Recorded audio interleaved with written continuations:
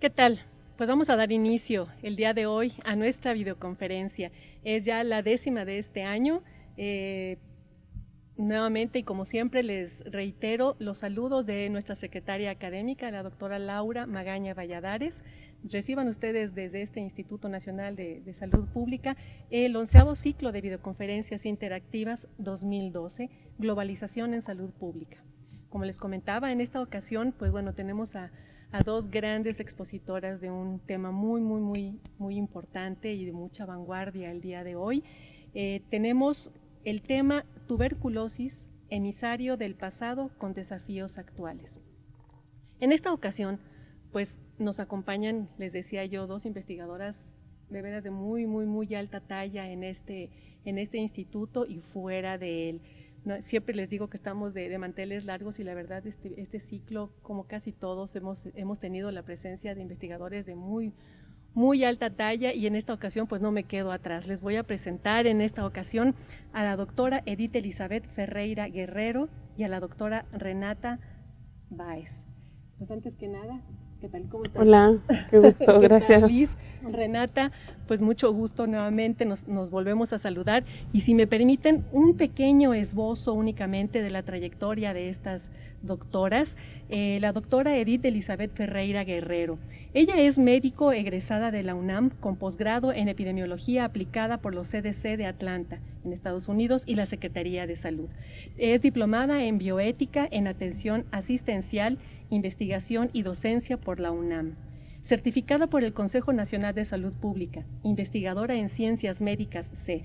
Entrenamiento en cursos nacionales e internacionales sobre epidemiología, estadísticas en salud, tuberculosis, evaluación de tecnologías sanitarias, gerencia en servicios de salud, investigación operativa, control de enfermedades infecciosas. Su área de interés son la tuberculosis, enfermedades respiratorias y prevenibles por vacunación. Ella también es profesora en cursos nacionales e internacionales, ha sido invitada por la Unión Internacional contra la Tuberculosis, la Organización Panamericana de la Salud y la Organización Mundial de la Salud, y por el Instituto de Enfermedades Respiratorias, el INER. Sobre epidemiología y bueno, también sobre salud pública, control de enfermedades infecciosas y bioética. Ha sido también coordinadora de la maestría en salud, es coordinadora de la maestría en salud pública en área de concentración de enfermedades infecciosas aquí en el Instituto Nacional de Salud Pública. Ha participado en más de 100 ponencias de trabajos y por invitación autora y coautora de 27 publicaciones en artículos científicos y de difusión, capítulos también de libros. Y aparte también 18 documentos técnicos como normas oficiales, guías y manuales técnicos. Ha sido profesora en 46 cursos a nivel licenciatura y de posgrado. Ha ocupado cargos a nivel nacional relacionados con la vigilancia epidemiológica, prevención y control de enfermedades. También ha sido directora del programa de tuberculosis durante 7 años. Actualmente, en el Centro de Investigación sobre Enfermedades Infecciosas, es investigadora y docente aquí en el Instituto Nacional de Salud Pública. Sus áreas de interés son las enfermedades respiratorias, tuberculosis y enfermedades prevenibles por vacunación. La doctora en ciencias Alejandra Renata Báez Saldaña, pues bueno, ella es médico especialista en neumología por la Facultad de Medicina y la Universidad Nacional Autónoma de México, en el Instituto Nacional de Enfermedades Respiratorias, el INER. Ella es doctora en ciencias por la Facultad de Medicinas de la UNAM. Es investigadora nacional en Ciencias Médicas D por la Secretaría de Salud. Es miembro del Sistema Nacional de Investigadores. Es investigadora del Departamento de Investigación en Tuberculosis del Instituto Nacional de Salud Pública. Es tutora del programa de maestría y doctorado en Ciencias Médicas, Odontológicas y de Salud de la Facultad de Medicina de la UNAM. Es profesora adjunta del curso universitario de especialización en neumología en el INER, en la Facultad de Medicina de la UNAM. Sus líneas de investigación que ha trabajado actualmente es respuesta inmune en tuberculosis, remodelación pulmonar en tuberculosis, respuesta inmune en neumonía adquirida en la comunidad, calidad de la atención de pacientes con neumonía adquirida en la comunidad, estudio de factores de riesgo para mortalidad en neumonía adquirida en la comunidad, factores de riesgo para el desarrollo empiema torácico y su pronóstico, pruebas diagnósticas para el estudio del derrame pleural y escalas de predicción clínica para tromboembolia pulmonar. Pues bueno, las doctoras tienen un amplísima trayectoria y pues no nos queda de otra más que empezar rápido, porque creo que el tema de hoy va a estar muy rico, muy actual para todos ustedes que nos hacen el favor siempre de acompañarnos. Les quiero recordar únicamente que antes de empezar con la sesión de preguntas y respuestas vamos a volver para dar algunos anuncios antes de que ustedes se retiren. Bien, pues doctora Renata Báez, la doctora Liz Ferreira, pues adelante con la presentación del día de hoy, tuberculosis, emisario del pasado con desafíos actuales. Okay. Pues muchas gracias, Luz. La verdad es que agradecemos mucho la invitación y la oportunidad de compartir esta información que tenemos pues en la trayectoria que tenemos en la línea de tuberculosis y la experiencia de alguno de nosotros. La presentación la vamos a dividir en 3 partes, un poco al principio hablar de la epidemiología y alguna información que consideramos importante para ver lo que implica el reto de tuberculosis. Después Renata hablará de 2 detalles muy importantes en el control de la tuberculosis, que es el hecho del diagnóstico y el tratamiento, y al final hablaremos un poco de la importancia de los retos que estaremos enfrentando actualmente en el control de la tuberculosis. De hecho, el problema de tuberculosis es un problema ya muy antiguo. Algunos de nosotros consideramos que es factible poderlo controlar, sin embargo, pues parece que el Mycobacterium tuberculosis amenaza con quedarse en la población por mucho tiempo, ¿no? Las metas de la Organización Mundial de la Salud hacen estimaciones al año 2050, y esto se vuelve para nosotros complejo, tanto para los que nos dedicamos a los servicios de salud como para los tomadores de decisiones y también para la población, que es algo que queremos enfatizar mucho en esta parte. Nos vamos a apoyar en algunas láminas. De hecho, la presentación pues la vamos a poder dejar para que la pudieran ver nuevamente o si consultan alguna información, y tenemos ahí la bibliografía. ¿Por qué saber de tuberculosis? ¿Por qué es importante saber de tuberculosis, dado que no es un padecimiento que se mencione muy frecuentemente como respiratorias o como las infecciones diarreicas agudas o con el programa de prevención por vacunación? Pues porque es un problema causado por un agente etiológico que ha causado muchísimas muertes a nivel mundial. Es el agente etiológico que más orfandad ha generado a nivel mundial, y es uno de los agentes etiológicos que tiene métodos diagnósticos conocidos, baratos, efectivos, tiene tratamiento también que se ha descubierto desde el siglo pasado, que son medicamentos eficientes, y que a pesar de que el control de la tuberculosis podía estar etiquetado como exitoso, si todos los que tuviéramos que hacer actividades las hiciéramos de manera adecuada en el diagnóstico del tratamiento, pues resulta que ahora con el comportamiento o con la transición epidemiológica que estamos viviendo a nivel mundial y en México, pues ahora la tuberculosis o el Mycobacterium tuberculosis se está asociando o se está ligando o se está aliando con otros padecimientos o con otras condiciones que lo generan o que lo hacen potencialmente un problema de salud pública grave y severo, ¿no? No solamente ahorita en mencionar que no se puede controlar, sino a mediano y a largo plazo. La tuberculosis es una enfermedad infectocontagiosa, crónica, causada por una micobacteria. Roberto Koch en 1882 descubrió el Mycobacterium tuberculosis. Fue uno de los descubrimientos más importantes para la microbiología. Esto consideró el hecho de poder lograr prevenir y controlar esta enfermedad. Sin embargo, a pesar de que hubo algunas condiciones a nivel mundial para su manejo y su control, incluso lo que se mencionaba antes era el aislamiento, pues resulta ser que las condiciones en aquel entonces no eran tan favorables como ahora para poderla controlar, ¿no? Tener medicamentos eficientes para ello. Lo único que se vivía en aquel entonces era encontrar los casos, sin embargo no se podían curar. Actualmente, pues lo que no estamos haciendo es encontrarlos, y a los pocos que encontramos los curamos. Entonces, el Mycobacterium tuberculosis empezó a ser un poco conocido como una bacteria que causaba un problema serio en la población, que era muy infectante, que contagiaba mucho a la población. Los primeros mecanismos de tratamiento eran aislamiento, en algunos llegar a algunos procedimientos quirúrgicos severos, como ven aquí, hasta que en la década de los 40 del siglo pasado se hizo el descubrimiento de la streptomicina, el primer medicamento que incluso generó la posibilidad de erradicar la tuberculosis en aquel entonces. Sin embargo, pues resulta ser que después se descubrió que solo la streptomicina no iba a ser adecuada para el manejo de la tuberculosis.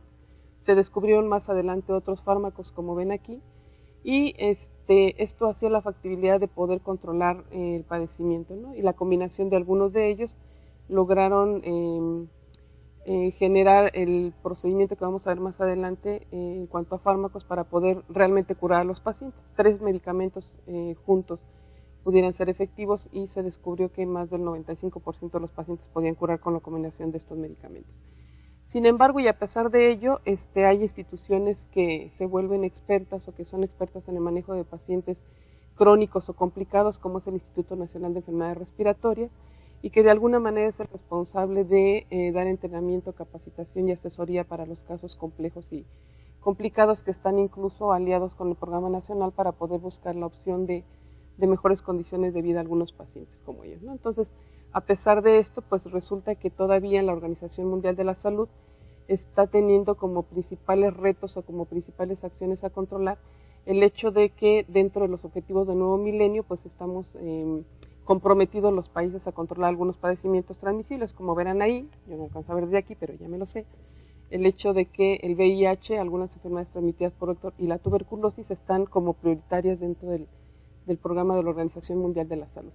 Como ven en ese PAI, que ya la mayoría lo conoce, y bueno, yo estaba reflexionando y digo, es que esta lámina no la hemos cambiado en mucho tiempo, refleja muy bien el hecho de cuáles son las prioridades en salud a nivel global, pero me da mucha pena ver que seguimos teniendo pues el SIDA, el VIH, la tuberculosis y otros padecimientos transmisibles como principales retos a controlar por el personal de salud y la propia población, ¿no? Entonces, como ven ahí, el SIDA, VIH y tuberculosis siguen estando a la cabeza de los principales padecimientos transmisibles a nivel mundial. Afortunadamente en México, pues el VIH está por debajo, sin embargo, los otros padecimientos son prioridad en nuestro país para controlar. Entonces, pues son prioritarios. Las metas del desarrollo del milenio, los objetivos están estimando o estamos comprometidos los países a algunos de ellos, principalmente reducir a la mitad la mortalidad por tuberculosis. Aunque México lo ha alcanzado, hay otros 2 indicadores que todavía tenemos el compromiso de lograr. Como ustedes verán aquí en la meta número 8, que es el hecho de haber detenido algunas enfermedades transmisibles donde entra tuberculosis, está la importancia de bajar la incidencia por tuberculosis pulmonar, lo cual nos obliga a detectar por lo menos el 70% de los casos nuevos de tuberculosis. Esto tiene que ver con programar de manera adecuada y hablar con la realidad de lo que está ocurriendo, y de los que yo encuentre, pues tendría que curar por lo menos el 85% de los que yo encuentre. Y la mortalidad, pues en los mayores de 15 años reducirla. México lo ha logrado desde hace ya algún par de años. Sin embargo, pues la meta al año 2015, aparte de reducirla, México se pondría la meta de reducir al año 2015 pues casi otro 25%, y la idea es que a nivel mundial, para el 2005 la meta era detectar el 70% y curar el 85%, para el 2015 reducir la mortalidad, pero la meta más importante es que para el año 2050 eliminemos la tuberculosis a través de un indicador epidemiológico que es tener una tasa de un caso por cada 1.000.000 de habitantes, cosa que es complejo de alcanzar, incluso por algunas cosas que vamos a ver más adelante.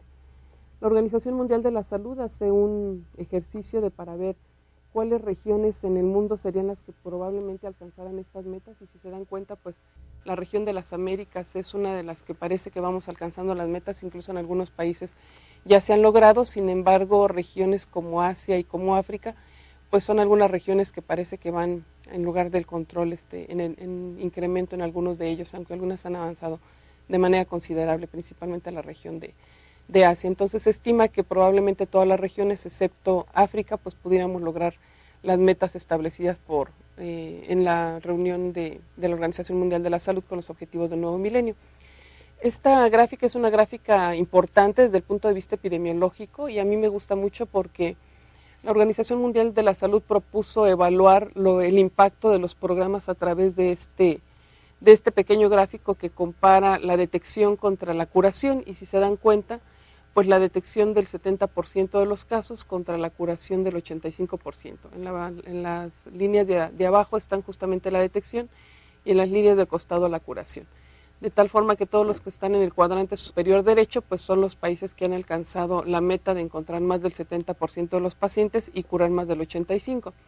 Si vemos ahí con una flechita está marcado México, donde al parecer pues estamos encontrando más del 100% de los casos. Esto tiene que ver mucho con las metas de programación. Esta es información que se proporciona o que proporcionamos como país a la Organización Mundial de la Salud. y que pues estamos encontrando bastantes casos, sin embargo no los estamos curando. Habrá que curar por lo menos el 80-85%. Seguro que las cifras con las que cerraríamos el año pasado al parecer son un poco más satisfactorias que esta. De tal forma que actualmente a nivel mundial, pues los retos que tenemos, como ustedes ven ahí, son más de 8 millones de casos nuevos, casi 2 millones de muertes a nivel mundial en un año, los casos que se encuentran por día. Sin embargo, todavía tenemos un número considerable de fracasos y abandonos de tratamiento, y la asociación con VIH es alrededor del 30%. En México, la asociación que tenemos con VIH es del 10%.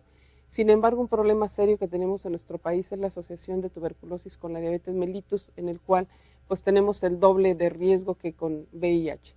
La resistencia a fármacos, tanto a nivel mundial como en nuestro país, estamos encontrando ya multifármaco resistencia y resistencia a fármacos de segunda línea incluso.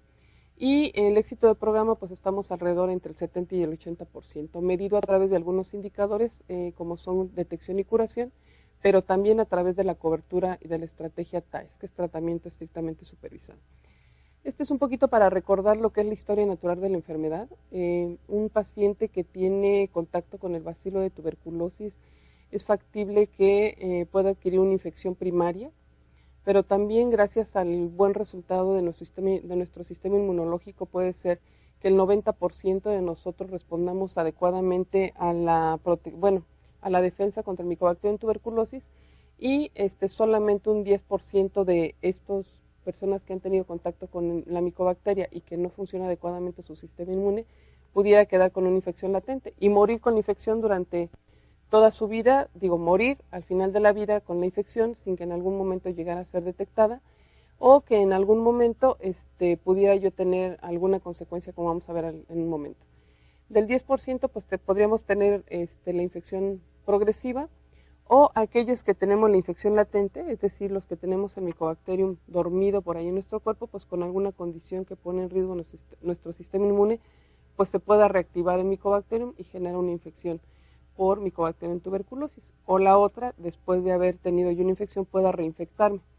En algunos casos, la evolución de esta infección o de esta tuberculosis activa puede generar la muerte debido a la respuesta del sistema inmune o debido a la inadecuada atención o la inoportuna atención o la falta de atención de este padecimiento o la asociación con algunas otras condiciones. ¿Cuáles son unos componentes importantes dentro de la prevención y control de la tuberculosis? Yo voy a tratar de resumir algunas cosas. Ya en la sesión pasada, en el año pasado, hablamos un poco de la importancia de algunas condiciones inmunes y de algunas condiciones de factores de riesgo, etcétera, etcétera, el diagnóstico y el tratamiento.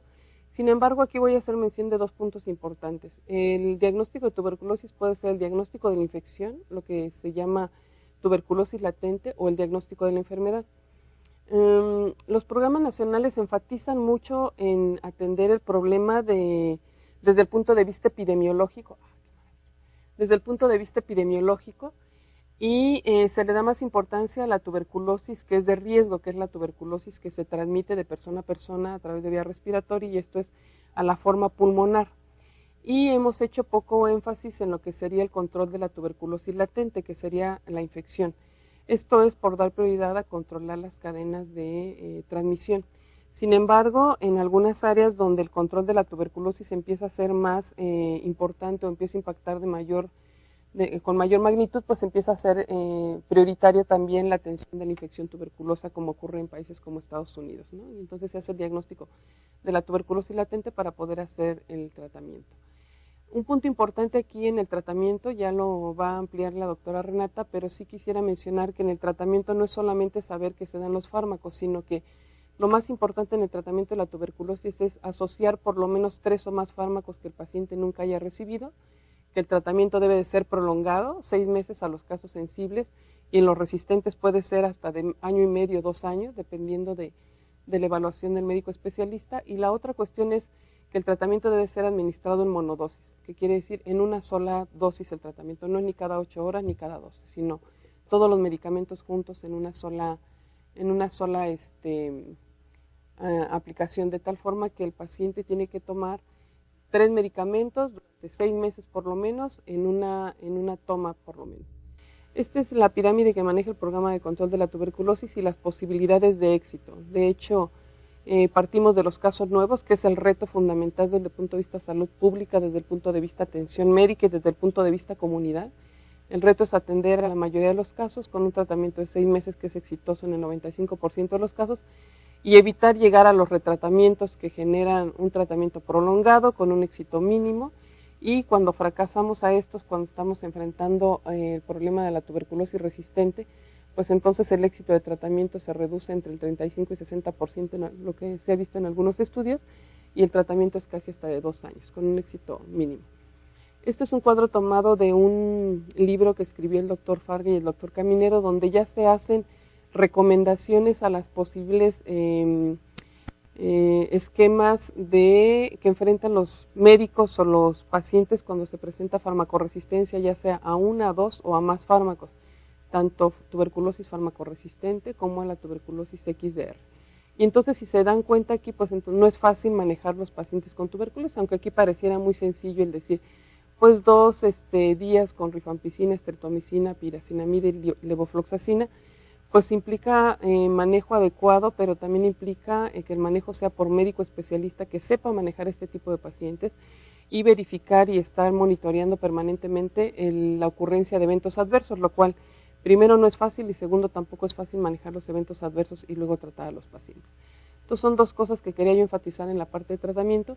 Y la última que ya muchos de ustedes manejan y saben y lo viven, que es el hecho de que el tratamiento tiene que ser estrictamente supervisado, que quiere decir verificar que el paciente se degluta las tabletas del tratamiento, ¿no? Cosa que es un reto. Aunado a los dos puntos anteriores que son verdaderamente complejos, que es cuándo detecto o cuándo diagnostico un paciente y cuándo lo trato y qué tratamiento le tengo que dar, ya hablará un poco más la doctora Renata y verán que no es fácil, no cualquiera puede enfrentarse a este tipo de decisiones. Pues hay algunos estudios que se han hecho aquí en el instituto y en otros sitios que yo quisiera enfatizarlos con ustedes como parte de lo que deberíamos empezar a conocer o deberíamos de empezar a razonar como los principales retos que vamos a enfrentar.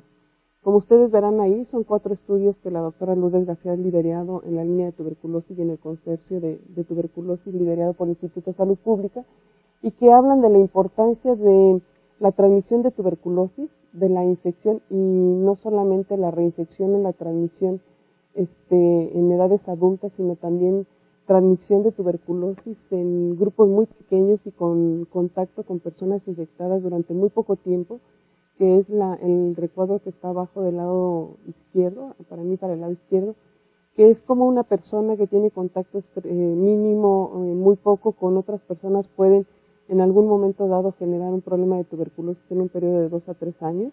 Es una limosnera que visitaba o que vendía semillas, pepitas y cacahuates y eso en algunos bares en un área rural o en una cantina, y pudo transmitir la tuberculosis a gente que estaban ahí comprando. Las otras es como la transmisión de tuberculosis puede ser en cualquier grupo de edad, pero prioritariamente los grupos pues más avanzados, arriba de los 20 a 40 y 50 años. Y abajo a la derecha es cómo la tuberculosis se puede transmitir en pacientes que tienen diabetes y cómo la transmisión no es igual que lo que ocurre en una población que está aparentemente sana. Y eso hay que empezarlo a considerar porque el manejo de este tipo de pacientes o la sospecha de la transmisión no necesariamente es como a veces vemos en los libros, que un contacto verdaderamente estrecho por más de 8 horas diarias con una persona puede llevar a la tuberculosis. A veces unas cuantas horas pudieran ser el riesgo de tener tuberculosis, y los pacientes que son como grupos vulnerables, llámese ahí pacientes que están presos, pacientes con VIH, con diabetes o en edad adulta, tuvieran un comportamiento un poco diferente que vamos a ver aquí. Verdaderamente críticas, no es fácil sospechar farmacoresistencia, no es fácil hacer el diagnóstico de farmacoresistencia tampoco, se requieren estudios de laboratorio especializados, pero que están ya en acceso en todo el país, lo que yo entiendo. Hay laboratorios en todo el país que pueden hacer baciloscopías, laboratorios estatales que pueden hacer cultivos, y alrededor entre 5 y 7 laboratorios que pueden hacer pruebas de drogosusceptibilidad, de tal forma que ahorita ya no hay pretexto para no poder identificar o no poder diagnosticar un caso en el que se sospecha tuberculosis resistente. De tal forma que, como ustedes ven en la gráfica del lado derecho, ven cómo es el nivel de sobrevida en los pacientes que tienen tuberculosis, tanto sensible como resistente o multifármaco resistente, y entonces nosotros somos responsables de esa diferencia entre la tuberculosis sensible y la multifármaco resistente, en darle menos esperanza de vida a los pacientes. Entonces lo que hay que vigilar es evitar los fracasos y el retratamiento para evitar también las defunciones en estos pacientes. Un punto importante que también se ha visto o se ha tratado es la tuberculosis como transmisión nosocomial, y aquí pues lo que se estudió también en el grupo es qué personal de salud tiene más riesgo de tener tuberculosis, y como ustedes ven ahí, bueno, pues el participar en autopsias o estar en emergencias y rayos X, en los áreas de rayos X pues pudieran ser factores de riesgo para tener tuberculosis. Sin embargo, aquí también tendríamos que enfatizar que tiene que ver mucho con las medidas de bioseguridad que tienen también el personal de salud en el manejo de pacientes en los que hay sospecha de tuberculosis, o ya decíamos también hace un momento, ¿no? Hay algunos pacientes que fallecen sin covateres sin haber sido diagnosticados. Algunas otras condiciones que ya algunos sabíamos y que también se evidenciaron aquí es el hecho de algunas condiciones asociadas a la reactividad de la tuberculosis o convertir a tuberculosis activa en este tipo de pacientes, y qué tiene que ver con el hacinamiento en este tipo de pacientes. Y en la parte de abajo, pues demostrar también que los pacientes que tienen diabetes tienen mayor riesgo de tener tuberculosis que la población común y corriente. El hecho de la tuberculosis resistente, como ven ahí, es un cuadro que yo se los dejaría ahí para que lo pudieran analizar. Hay muchos factores que tienen que ver con el riesgo de farmacoresistencia, no solamente factores que están condicionados por parte del paciente, sino también por parte de los servicios de salud y por parte de algunas condiciones que tienen que ver con la calidad de la atención. Pero fundamentalmente es el hecho de conocer y sospechar la farmacoresistencia y el manejo fundamental de este tipo de pacientes, ¿no? Para evitar el riesgo de los retratamientos o los reingresos de los pacientes a tratamiento con tuberculosis. Este es un pequeño gráfico que yo evité poner muchas gráficas de este tipo, pero sí para hacer mención y para que ustedes se den cuenta que hay tuberculosis multifármaco resistente en todo el mundo, en mayor o menor grado. Se está enfrentando alrededor de 500,000 de casos a nivel mundial registrados, pero esto tiene mucho que ver también con la factibilidad de laboratorios que puedan hacer el diagnóstico. Entonces esto es algo que se irá incrementando poco a poco con la factibilidad de mejores infraestructura en algunas áreas o en algunas regiones del mundo, y estamos viendo ahí el porcentaje de portadores de tuberculosis resistente. Sin embargo, pues la mayor carga está en las regiones que hablábamos al principio, tanto en Asia como en la India. También, para mala suerte de los que nos dedicamos a la prevención y control de enfermedades, pues el hecho de la tuberculosis extremadamente resistente, que es casi el grado máximo del reto para el personal de salud, pero también el reflejo del mal manejo de los pacientes y de la población para su mal cuidado, es el hecho de tener ya tuberculosis resistente a los medicamentos de primera y segunda línea. Y entonces, aunque este gráfico es del año 2010, pues sigue siendo vigente y creo que va a ir incrementándose poco a poco. México ya es un país que ha identificado casos de tuberculosis extremadamente resistente, lo cual se convierte pues en un verdadero reto.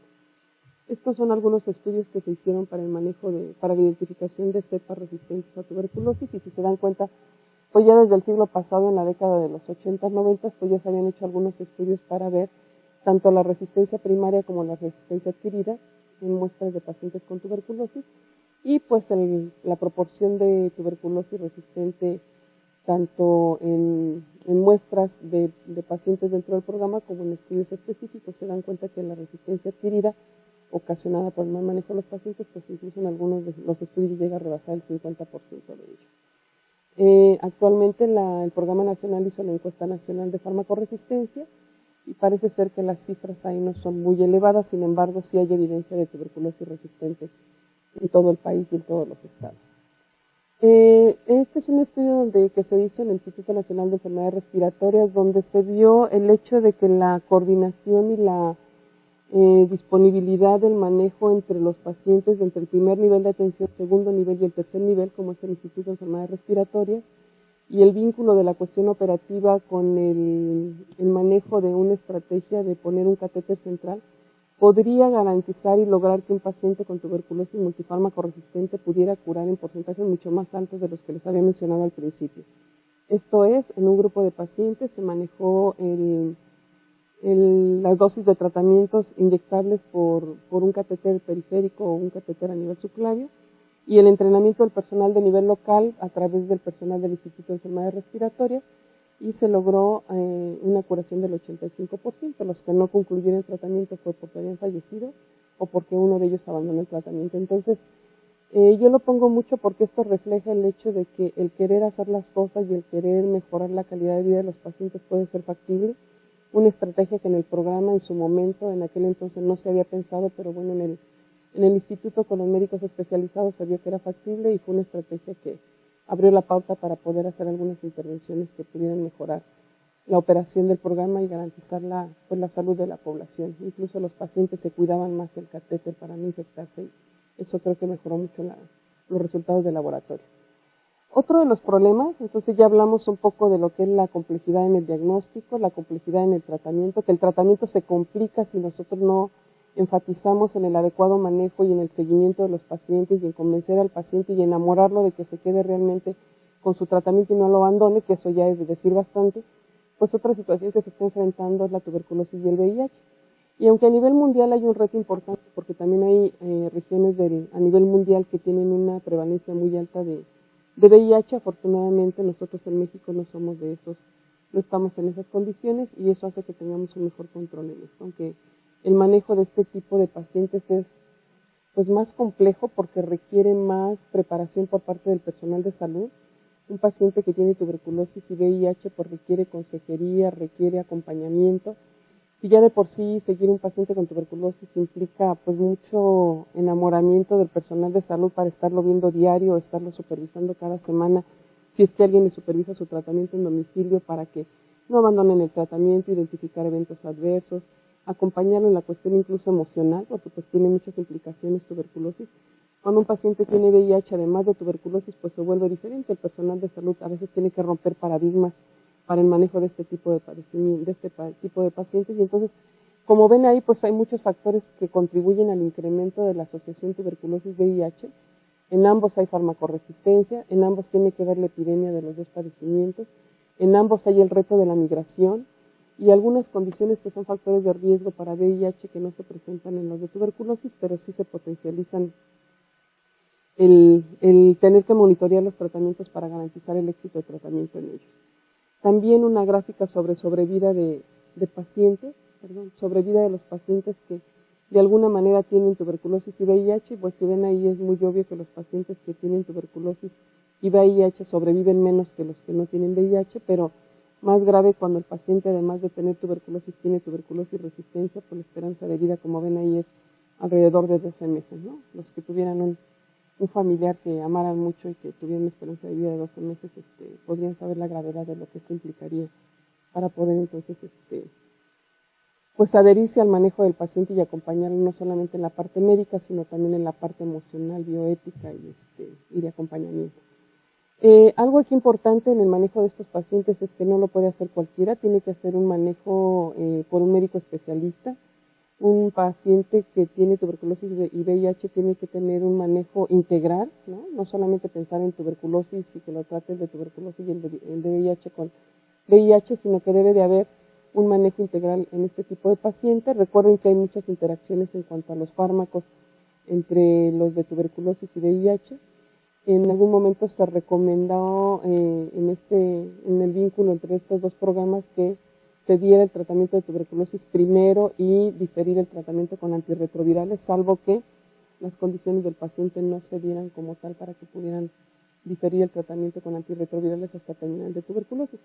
Y la otra cuestión es algo importante, se requiere integrar un grupo multidisciplinario, cosa que es compleja y a veces no pensamos mucho en ello, para que el manejo del paciente sea lo mejor posible, garantizar su calidad de vida, identificar pues algunas condiciones que pudieran poner en riesgo tanto la salud de la persona como también el éxito en los servicios de salud para estos pacientes.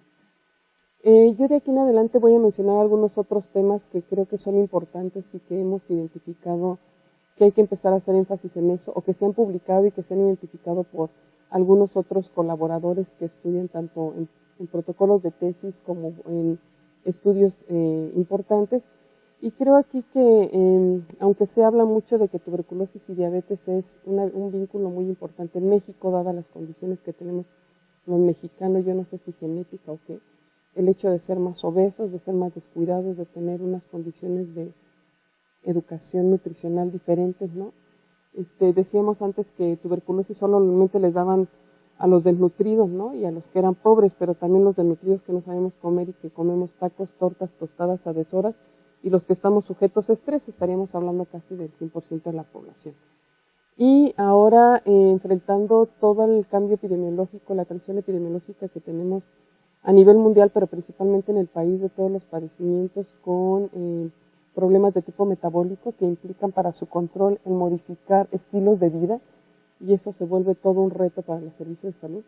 Aquí, mientras les estoy platicando esto, quisiera que leyeran algunos factores relacionados con diabetes, porque entre más nos metemos en la línea de tuberculosis, a ver cómo podríamos nosotros hacer investigación. Estamos haciendo algunas investigaciones ya sobre tuberculosis latente, quimioprofilaxis, el manejo de conocimientos, actitudes y prácticas en este tipo de pacientes con TB y diabetes. Y cuando estamos viendo cuáles serían las opciones de cómo manejar, prevenir, tratar y acompañar a los pacientes, pues la verdad es que es toda una vorágine de retos desde el punto de vista de investigación, pero de salud pública. En la atención de binomios, si bien vamos a ver más adelante, en México hay entidades federativas que tienen hasta el 30% de pacientes que tienen tuberculosis y además diabetes como diagnóstico. No sabemos cuántos pacientes con diabetes tienen incluso infección tuberculosa, quién sabe, en algunas áreas será alta, en otras probablemente baja, pero lo que sí podemos ver es que este tipo de pacientes pues tienen unas condiciones diferentes a los casos de tuberculosis comunes y corrientes, valga la expresión, ¿no? Entonces, a nivel mundial, pues sí tenemos también un problema serio en este tipo de pacientes, aunque se dan en menos proporción que en México, y se ve que en la diabetes es un factor de riesgo para el desarrollo de tuberculosis porque tiene que ver con el sistema inmune, como hablábamos al principio, y aunque es menos que padecer con el de VIH, sí es un problema importante. La doctora García, en un estudio que hizo, pues identificó que los pacientes diabéticos tienen una tasa de 232 por 100.000 habitantes, lo cual implica un riesgo hasta de 26 veces más alto, un riesgo atribuible hasta de 26 veces mayor en los pacientes que tienen diabetes para adquirir tuberculosis. Y eso pues es importante porque finalmente nunca en el programa de tuberculosis hasta hace algunos 10 años se pensaba mucho en las comorbilidades, ¿no? Se hablaba de TB y VIH porque era algo que había de recomendación internacional, sin embargo no como en la parte de tuberculosis y otras comorbilidades o tuberculosis y las secuelas del paciente después de terminar su tratamiento, no se veía como tal.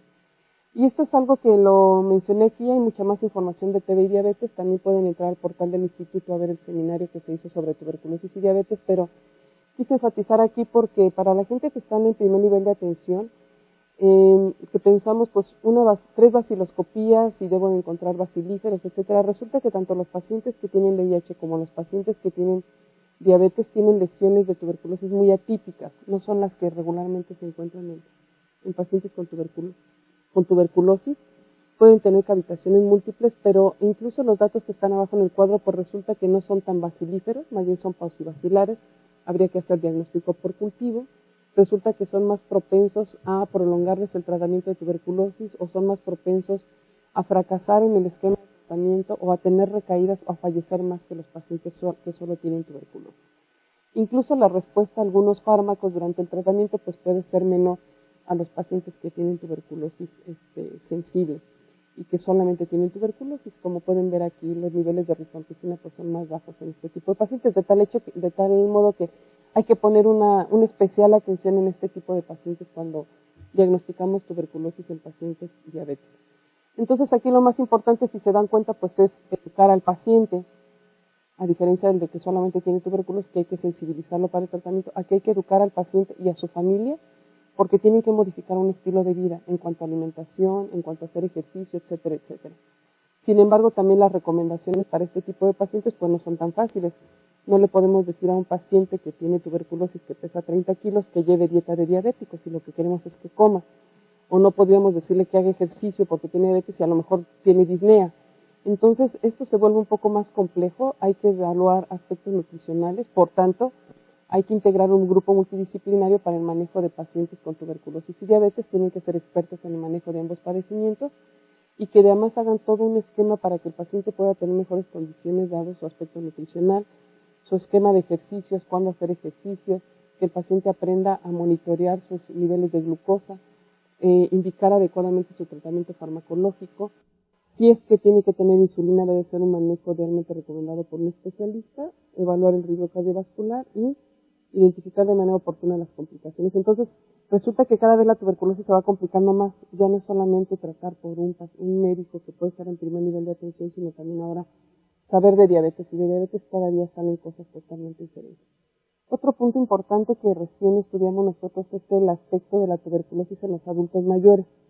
Y resulta ser que también los adultos mayores, entre más edad tienen mayor riesgo de una transmisión de tuberculosis de manera reciente o de reactivar tuberculosis o de tener lesiones un poco diferentes a los casos de tuberculosis comunes y corrientes, o tienen mayor riesgo de fracaso o de retratamientos, pero principalmente mayor riesgo de muerte. Entonces, este tipo de pacientes también hay que poner énfasis en ellos.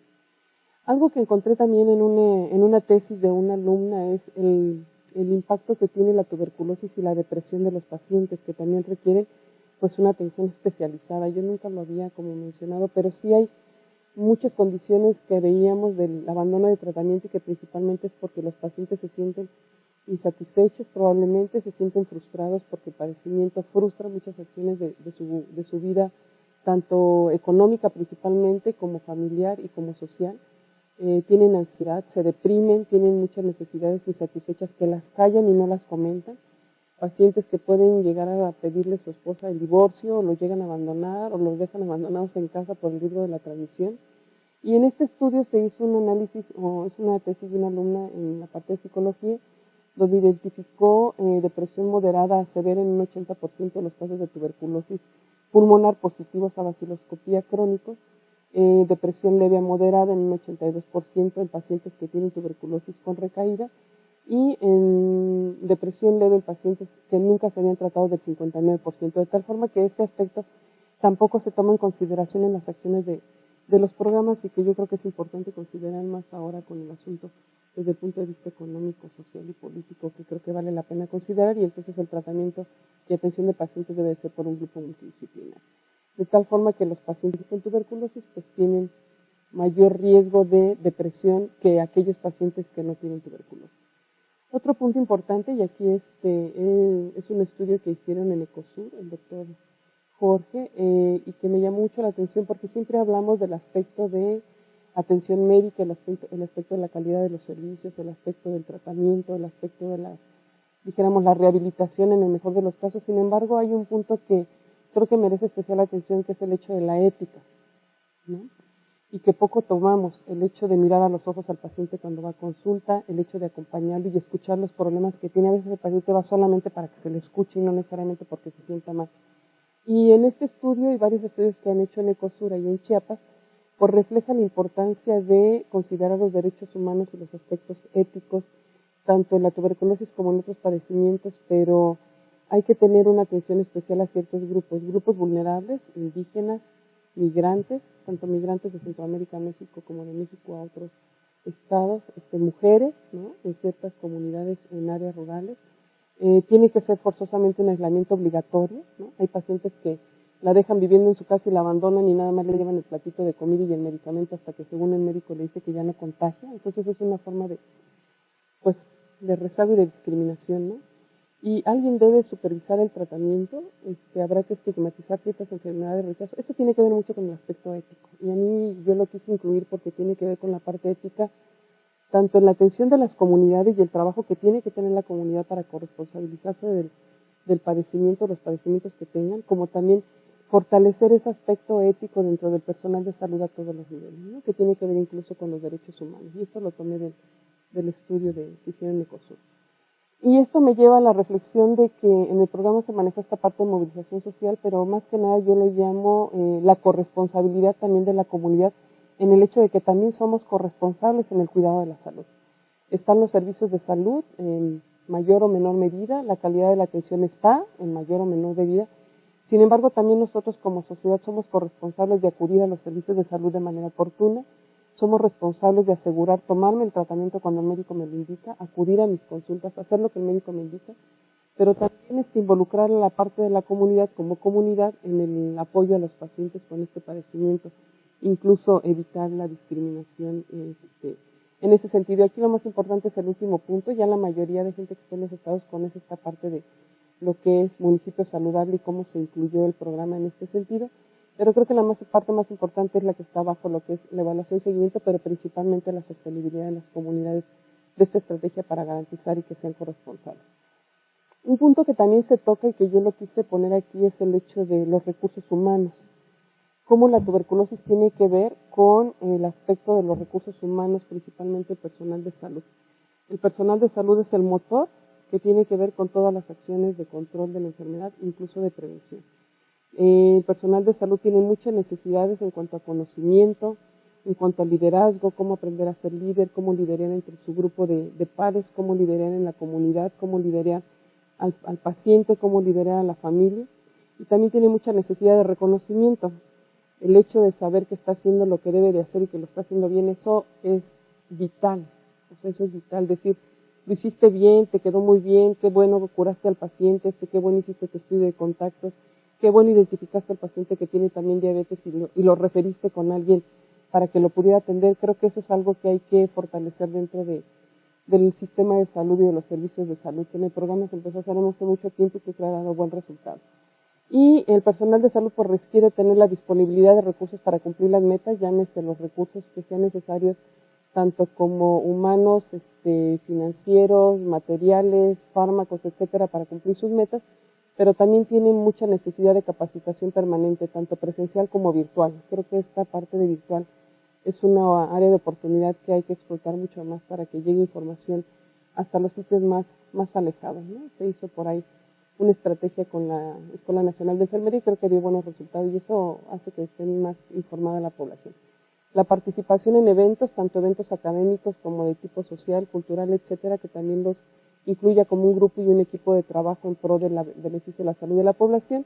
Y la última parte que es el reconocimiento y el estímulo al desempeño, ¿no? Abajo puse las imágenes que reflejan el hecho de que el personal o los recursos humanos tienen que hacer su trabajo, ya sea en las unidades médicas o fuera de la unidad médica, en la detección, diagnóstico y tratamiento y seguimiento de pacientes.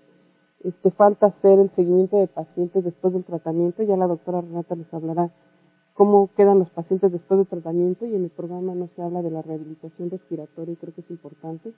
Y gracias a esas actividades pues puede el personal de salud presumir los éxitos que obtienen mediante el trabajo que realizan y presentarlo en congresos o reuniones y recibir algún diploma o algún reconocimiento, no necesariamente económico, que motive a continuar con el trabajo. Ahí vemos algunas enfermedades de la red TAES de enfermería y creo que eso es importante. Entonces creo que este es otro de los puntos importantes a atender dentro de las acciones y retos para la prevención y control de este padecimiento, ¿no?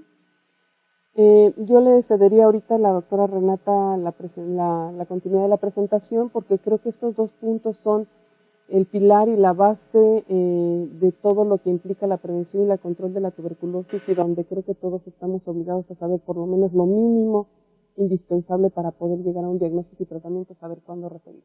Renata. Vamos a continuar que ya están cansados. En realidad me voy a referir al diagnóstico, como bien dijo la doctora Elizabeth, los puntos más elementales o estándares para el diagnóstico, y en relación al tratamiento solamente me voy a referir al tratamiento de los casos nuevos. ¿Y por qué solamente a estos? Porque creo que si se tratan bien, o no creo, es un hecho, si se tratan bien los casos nuevos, estamos previniendo el desarrollo de casos multifármaco resistentes. Entonces, como ya todos entendieron, de acuerdo a la plática que antecedió, por supuesto, todos los pacientes, sea el tipo de tuberculosis que sea, porque todos ustedes saben que la tuberculosis puede afectar cualquier órgano, entonces va a estar, el paciente va a tener un cuadro clínico, y hablando fundamentalmente de lo que es la tuberculosis pulmonar, que es a la que más me voy a enfocar, primero porque es la más frecuente, la forma pulmonar, y segundo porque soy neumóloga. Entonces, esto es muy importante en este caso, cómo nos apoyamos con la radiología y algunos elementos importantes sobre esto. Pero ni el cuadro clínico ni la radiología hacen el diagnóstico. en sí el diagnóstico definitivo de la tuberculosis. Como vamos a ver más adelante, el diagnóstico definitivo se va a hacer mediante un estudio microbiológico que incluye la baciloscopía y el cultivo, pero en ocasiones no es posible demostrar al microorganismo y solamente se hace el diagnóstico en base a los hallazgos clínicos y paraclínicos que tiene el paciente. También existen, dado este punto que acabo de mencionar previamente, que no siempre es posible hacer o demostrar en sí el microorganismo causante de la tuberculosis, pues tenemos actualmente otros métodos denominados no convencionales o nuevas técnicas que descansan fundamentalmente en todas estas técnicas de la biología molecular, que actualmente son realmente un pilar y una herramienta muy importante para hacer el diagnóstico, sobre todo en aquellos casos en los que no se logra identificar el microorganismo por esos métodos convencionales. También está la prueba tuberculínica, que como todos ustedes saben sirve para fundamentalmente diagnosticar la tuberculosis latente. No me voy a referir a ninguno de estos dos métodos últimos, fundamentalmente me referiré a los métodos convencionales, que es el diagnóstico microbiológico. Vamos a empezar con el diagnóstico clínico. Todos ustedes saben, bueno, la tuberculosis va a tener los síntomas dependiendo del órgano afectado, pero en general son síntomas y signos inespecíficos. El inicio es generalmente insidioso y poco alarmante, y como ya les mencioné previamente, la forma pulmonar constituye del 80 al 85% de los casos. Aquí en México es más o menos entre el 82 y el 83%, de acuerdo a las estadísticas de salud.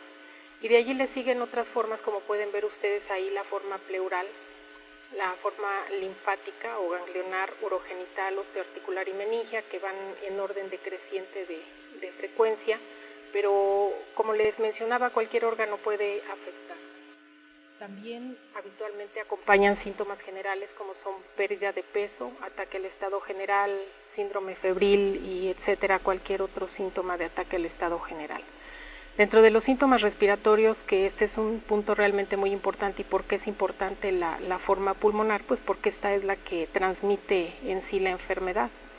Entonces los pacientes, el síntoma que tienen más frecuentemente es la tos, tienen expectoración mucopurulenta o hemoptoica, pueden tener hemoptisis o no, disnea, insuficiencia respiratoria, o sea, puede ser uno o una combinación de estos síntomas que están puestos aquí. La que sigue, ya.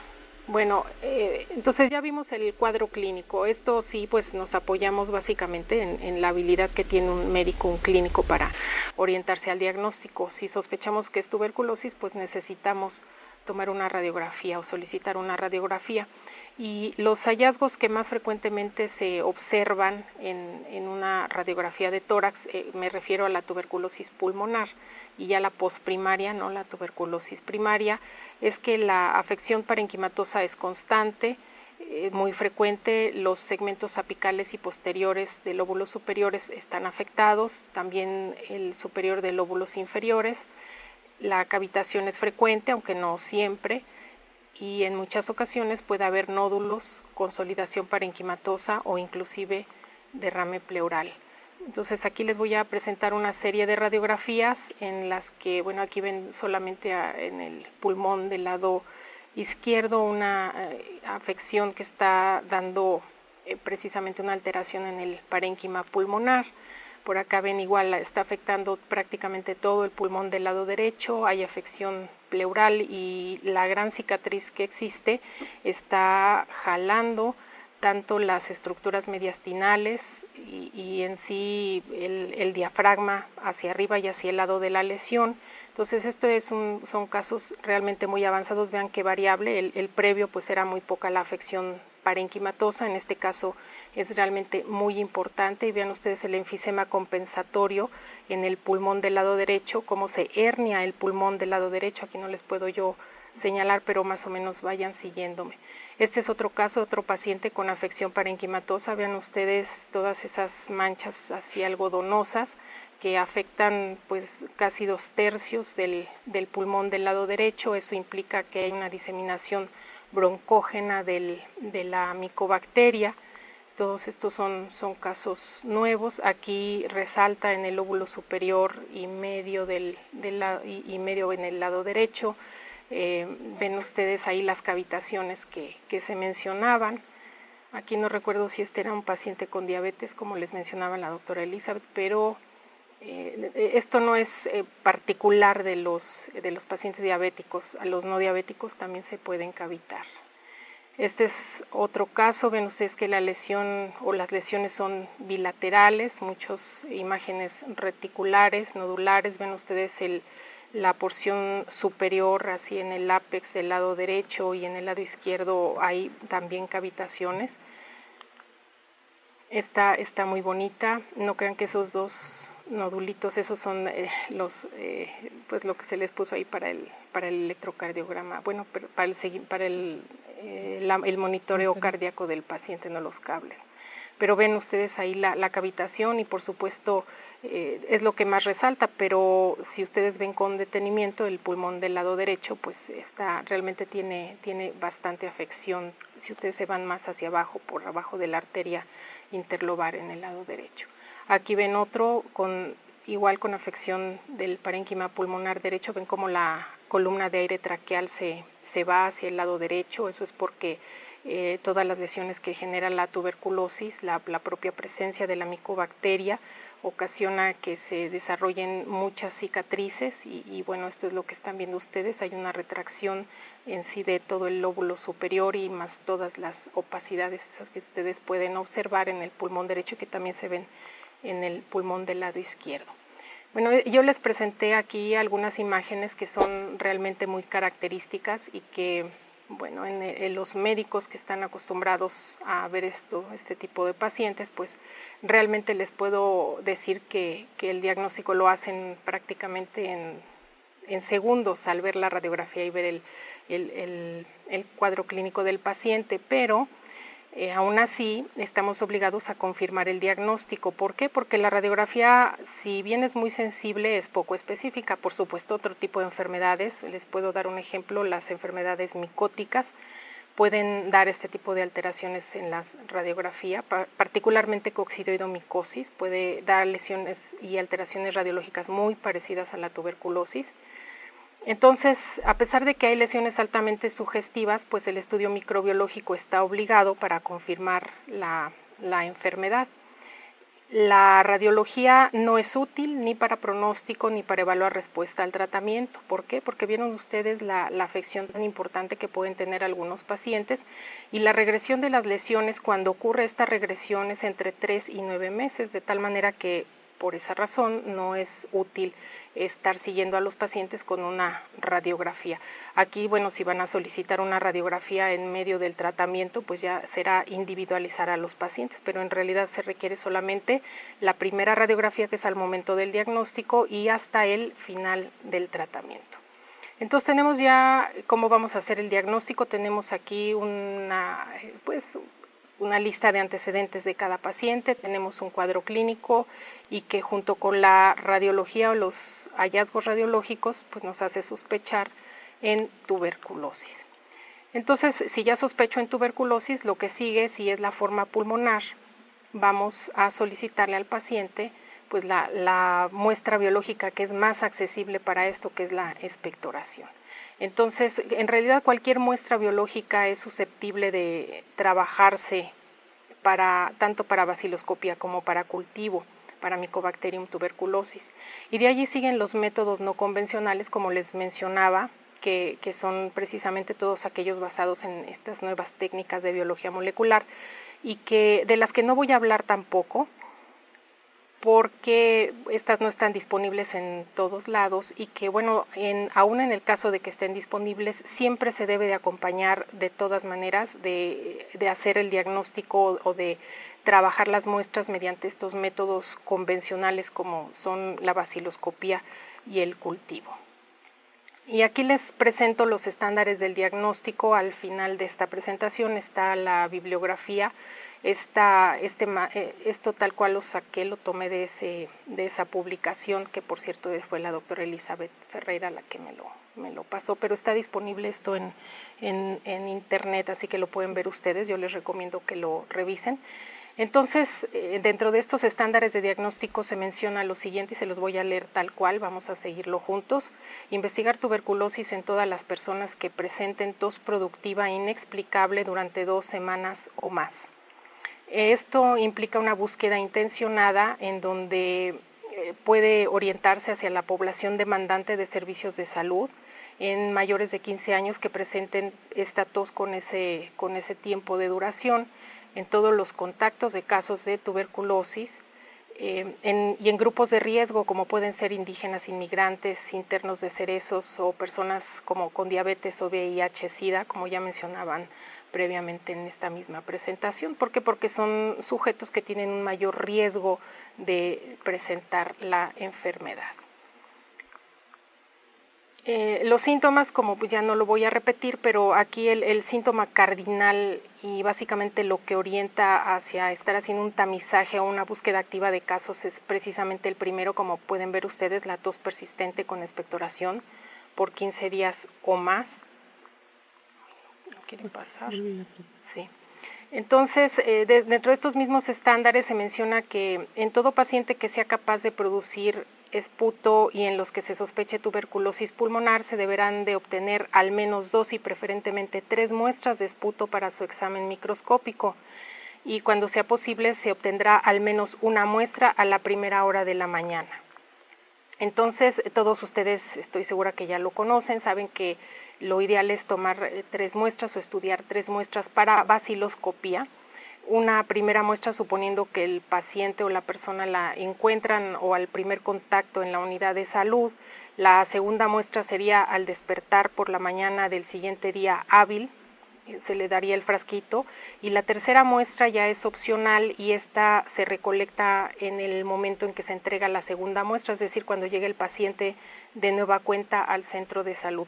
Esto es parte de los estándares de diagnóstico. Si ustedes leen algún otro libro pueden revisar o les pueden describir que se necesitan 3 muestras de expectoración de días consecutivos diferentes, y si ustedes ven aquí realmente no son 3 días así como se los estoy poniendo aquí, pero esto se hace precisamente primero para obtener las 3 muestras y para que el paciente obviamente pues regrese y es con esa finalidad.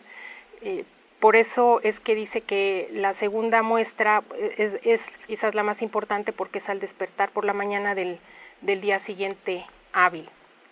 Las muestras, como todos ustedes saben, se pueden procesar o se procesan para las 2 tinciones que están disponibles actualmente. La de Ziehl-Neelsen, que todos ustedes conocen, es una técnica de diagnóstico para hacer baciloscopía, que es una técnica muy rápida, es muy barata realmente, tiene alta especificidad y sensibilidad para las formas pulmonares, no para las formas extrapulmonares. Y esta identifica personas capaces de transmitir la enfermedad. Esto es realmente muy importante porque, como les dije, como es la tuberculosis pulmonar la más frecuente, también es muy importante porque es la forma que transmite precisamente esta enfermedad. Y bueno, esta técnica de Ziehl-Neelsen, hacer una baciloscopía con la técnica de Ziehl-Neelsen es factible realmente en todos los ámbitos. Y hay algunos sitios en donde se dispone de la microscopía por fluorescencia utilizando la tinción de auramina-rodamina, en la que esta tinción se describe que es un poquito más sensible que la de Ziehl-Neelsen, la especificidad es semejante, es menos tardada por la forma como se ven los bacilos. En realidad estos se ven sobre un fondo oscuro. Esto debía de haberles traído una imagen, la verdad. Pero bueno, se ven sobre un fondo oscuro y los bacilos se ven como foquitos de color amarillo resaltando en ese fondo negro. Y solamente que este es un método que no está generalizado, requiere de un microscopio de fluorescencia y es un poco más costoso, pero en realidad cualquiera de las 2 técnicas que se disponga está bien. Entonces, vean ustedes por qué son 3 muestras de baciloscopía en tuberculosis pulmonar. Esto sería para obtener éxito, porque en el caso de que el paciente tenga realmente tuberculosis, la primera baciloscopía va a ser positiva entre el 83 y el 87%. Si pedimos una segunda baciloscopía, vamos a aumentar un 10 a 12%, y si pedimos una tercera, pues un 3 a 5. De tal manera que no es necesario pedir más de 3, porque aunque sigamos aumentando el número de baciloscopias, pues puede ser que sí lo lleguen a encontrar, pero la probabilidad de obtener una baciloscopía positiva pues va disminuyendo a medida que vamos solicitando más baciloscopías. Entonces, de acuerdo a estos mismos estándares de diagnóstico, las indicaciones de baciloscopía son las siguientes. Primero, ya mencionamos desde el punto de vista del cuadro clínico, es el paciente que tiene tos con expectoración por más de 15 días. Entonces, en cualquier muestra biológica se puede solicitar baciloscopía, excepto orina.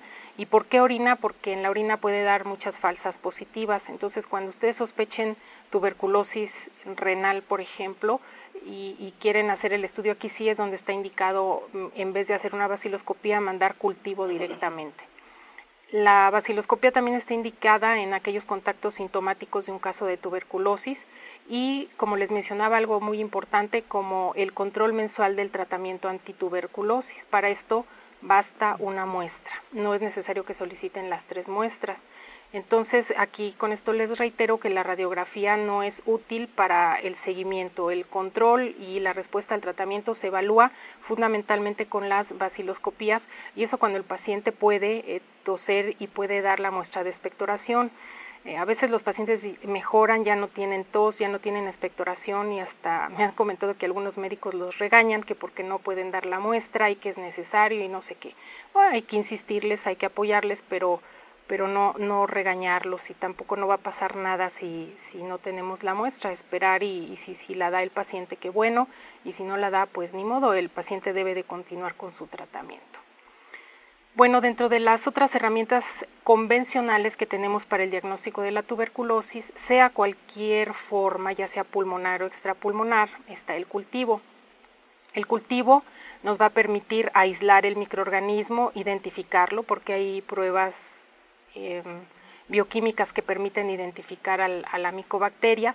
El cultivo nos va a permitir confirmar el diagnóstico, y un punto muy importante es que también nos permite hacer pruebas de susceptibilidad farmacológica.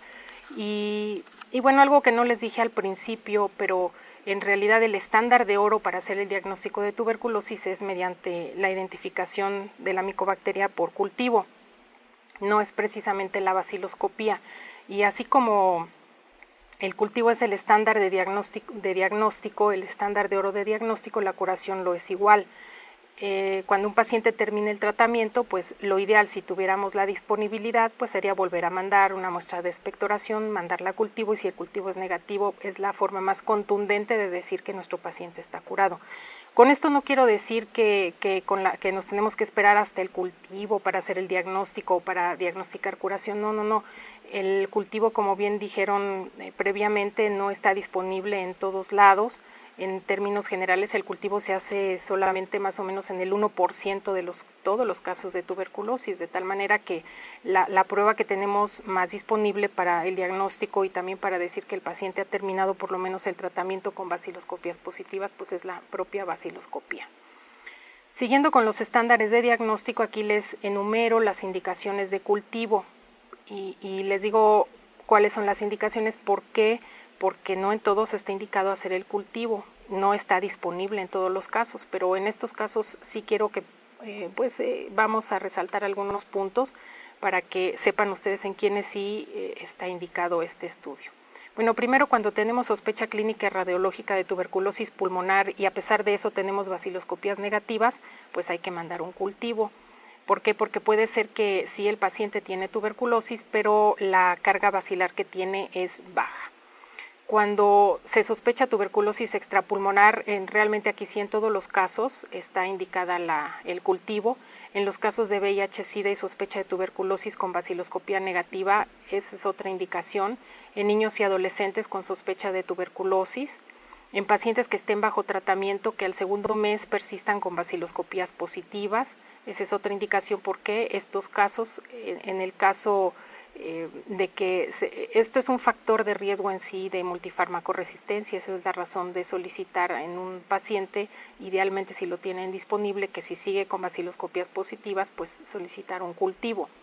En los pacientes contactos sintomáticos de pacientes con tuberculosis multifármaco resistente y aquellos sujetos que abandonan el tratamiento primario o inician un retratamiento, también es otra indicación de realizar cultivo. En el caso de la tuberculosis extrapulmonar, pues las muestras biológicas que se pueden procesar tanto para baciloscopía como para cultivo puede ser de la parte afectada, de cualquiera. En realidad, les repito, cualquier muestra biológica es susceptible de ser procesada para baciloscopía y para cultivo, excepto la baciloscopía en orina, eso recuérdenlo. Pero también, por supuesto, los médicos nos apoyamos en los resultados histopatológicos y ahí abajo ya en el último renglón las pruebas de amplificación del DNA, como son estas pruebas de biología molecular que les mencionaba previamente. Pero bueno, aquí siempre lo ideal, si ustedes van a solicitar estas pruebas de amplificación, pues siempre acompañarlas del cultivo. En el caso de la tuberculosis extrapulmonar, el diagnóstico de la tuberculosis sin confirmación bacteriológica lo podemos hacer de la siguiente manera, tomando en cuenta todo este conjunto de elementos que van desde el antecedente epidemiológico, el cuadro clínico, radiológico, la histopatología en el caso de que esté disponible, los resultados inclusive de la prueba tuberculínica PPD, los resultados de las pruebas de biología molecular o hasta aquellas de producción de interferón gamma. Pero en este caso siempre pues todo esto debe de estar avalado por un médico especialista, como ustedes pueden ver aquí. En el caso de que tengamos una tuberculosis pulmonar con baciloscopía negativa, es decir, que sospechamos la tuberculosis, que hay 3 baciloscopias son negativas y que a pesar de ello el clínico sigue pensando en que se trata de tuberculosis por la radiología, por el cuadro clínico. Como les dije, idealmente hay que realizar el cultivo de expectoración para Mycobacterium tuberculosis y bueno, esto siempre va a estar avalado por el médico especialista. Y para hacer nuevamente diagnóstico de cualquier otro tipo de tuberculosis, igual nos apoyamos en la historia clínica, los estudios histopatológicos, la radiología y estas pruebas y todo, vuelvo a repetir, avalado por el médico especialista. Con esto concluyo lo que es diagnóstico. En realidad lo tuve que hacer lo más puntual posible y ahora vamos a seguir rápidamente con el tratamiento, que es muy importante. Y que les repito, les voy a hablar solamente de generalidades del tratamiento y voy a hablar y me voy a orientar solamente al caso nuevo de tuberculosis. Bueno, les voy a dar el esquema para los casos de fracaso y recaída, que de hecho sí traigo ahí las diapositivas, solamente que bueno, aquí este es el que se me hace más importante porque, como les mencionaba al inicio, es precisamente la mejor manera. Si ustedes tratan bien a un paciente, un caso nuevo, realmente van a evitar que estos casos o van a disminuir o van a prevenir la posibilidad de la tuberculosis multifármaco resistente.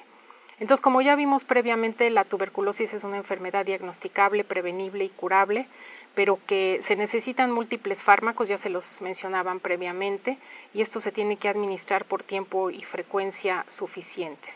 Y deben de ser los medicamentos en forma asociada, porque son varios. Y hay muchos esquemas de tratamiento. Si ustedes revisan literatura, inclusive dentro de diferentes países latinoamericanos, y no se diga en la literatura anglosajona, pues van a encontrar este problema. De tal manera que yo lo que les voy a dar va a ser el tratamiento que se administra aquí en México, que es el que indica la norma oficial mexicana y que está esto en base a las normas internacionales, fundamentalmente la Unión Internacional de Lucha contra la Tuberculosis. Entonces, ¿qué esquema vamos a dar? Pues el más seguro, el más efectivo y por el tiempo más corto. Ya saben ustedes que el tratamiento de la tuberculosis, inclusive en los casos nuevos, pues no es tan corto, es realmente largo. Son 6 meses de tratamiento, el tiempo mínimo. La fase inicial es crucial para prevenir la farmacoresistencia. y la tasa de curación, si se trata de una tuberculosis fármaco-sensible, es del 95%. Yo les diría que hasta más. Si el médico tiene más interés, pues yo podría decirles que es casi como del 98%. Entonces, los objetivos del tratamiento son erradicar a los microorganismos de los diferentes ambientes en el huésped y prevenir la farmacoresistencia. ¿Y por qué prevenir la farmacoresistencia? Van a ver ustedes, ahorita vamos a platicar sobre esto. Bueno, ¿cuáles son los ambientes básicos en donde se encuentra el microorganismo?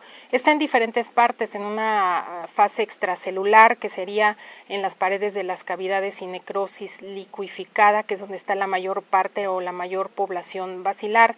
Estos son bacilos que están metabólicamente activos y en multiplicación continua. Aquí la isoniazida es realmente muy efectiva. En otra fase extracelular estarían en el calcium no liquificado. Ahí hay bacilos semidormidos, tienen unos genes los bacilos de la tuberculosis que si se encuentran en unas condiciones que no son apropiadas para su crecimiento y multiplicación, ellos activan estos genes durmientes y mejor se quedan en un estado así de metabólicamente, de un metabolismo disminuido. Entonces, si aquí estos bacilos se multiplican esporádicamente, aquí es muy efectiva la rifampicina. Los bacilos, como todos ustedes saben, también pueden estar dentro de los macrófagos, que son las células que precisamente los reconocen y los fagocitan para eliminarlos, pero que cuando no controlan la infección, al contrario, el macrófago sirve como una parte donde puede multiplicarse la micobacteria. Bueno, en esta fase intracelular es donde es efectiva la piracinamida.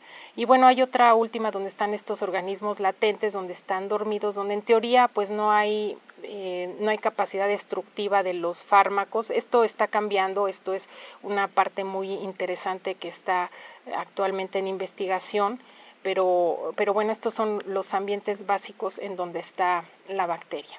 Y bueno, como dentro de los objetivos les decía, además de que se deben de eliminar los bacilos de esos ambientes básicos, también debemos de prevenir la farmacoresistencia. ¿Por qué? Porque aunque un paciente sea un caso nuevo, los mecanismos de resistencia, o sea, caso nuevo se refiere a que nunca ha recibido el paciente tratamiento. Y estos mecanismos de resistencia ocurren aún en ausencia de exposición al antibiótico. La exposición a un antibiótico selecciona los microorganismos resistentes y un punto aquí que bueno, ahorita se los voy a explicar, la mutación a más de un fármaco es genéticamente improbable. Esto estoy refiriendo exclusivamente a los casos nuevos, porque cuando ya se trata de un caso multifármaco resistente, la misma bacteria puede ser resistente a muchos fármacos al mismo tiempo. Y ahorita les voy a decir por qué en un caso nuevo la mutación a más de un fármaco es improbable. Miren ustedes en esta tabla, ahí está la tasa de mutación o el número de bacilos que son necesarios para que aparezca un mutante resistente a cada uno de los distintos fármacos, como los pueden ver ustedes al lado izquierdo. Entonces, por ejemplo, para que ocurra un mutante resistente a isoniazida se necesitan 1 por 10 a las 5 o a las 6 bacilos. Para rifampicina, vean ustedes, bueno, ahí está la lista, no la voy a leer toda, pero todo esto se conoce perfectamente. Les reitero, estos mutantes resistentes aparecen en forma espontánea y aún sin que el paciente se haya expuesto a ningún tratamiento. Esa es una de las razones por las cuales se tienen que dar varios fármacos en forma asociada para que el paciente se pueda curar. Entonces, en este esquema así de bolitas de colores que les pongo, espero que con esto entiendan a lo que me refiero con los mecanismos de resistencia.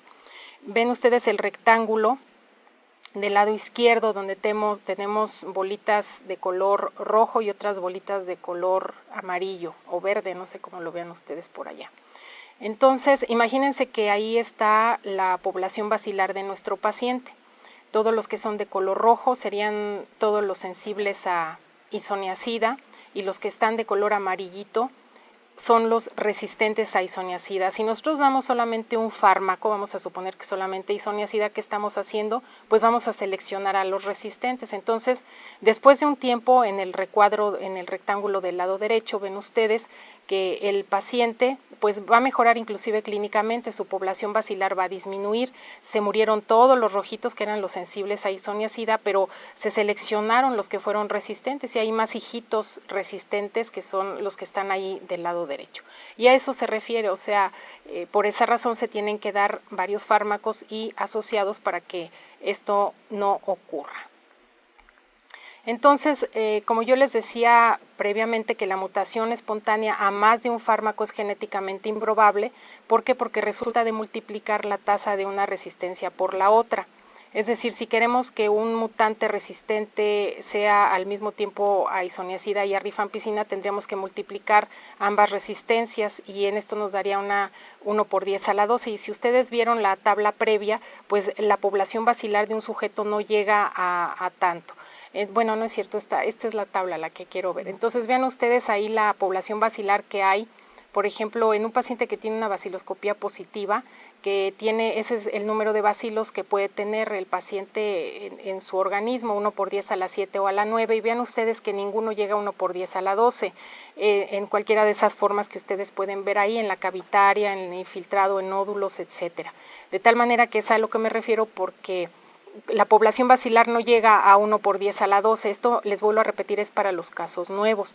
En los casos multifármaco resistentes ya esta regla sí ya no funciona, de tal manera que lo que yo quiero con esta presentación pues es que evitemos precisamente que lleguen los pacientes a desarrollar multifármaco resistencia. Entonces, los determinantes de un tratamiento exitoso es la adherencia al tratamiento, ya les mencionaba la doctora Elizabeth la importancia de la adherencia al tratamiento, evitar monoterapia, o sea, evitar dar un solo fármaco, por eso ahora se dan en forma asociada, y evitar la farmacoresistencia. Aquí les demuestro que esta diapositiva me la volé de la doctora Elizabeth Ferreira, ella no sabe, pero ya ahorita ya me cachó, ni modo. Entonces, vean ustedes que aquí tenemos los fármacos que se consideran esenciales o fármacos de primera línea para tuberculosis, isoniazida, rifampicina, piracinamida, streptomicina y etambutol. Ahí ven su mecanismo de acción, los primeros 2, 3 son bactericidas, la streptomicina es bacteriostático junto con el etambutol. Y bueno, aquí no sé si leerles realmente, ustedes se quedan con la presentación, ellos pueden verla después.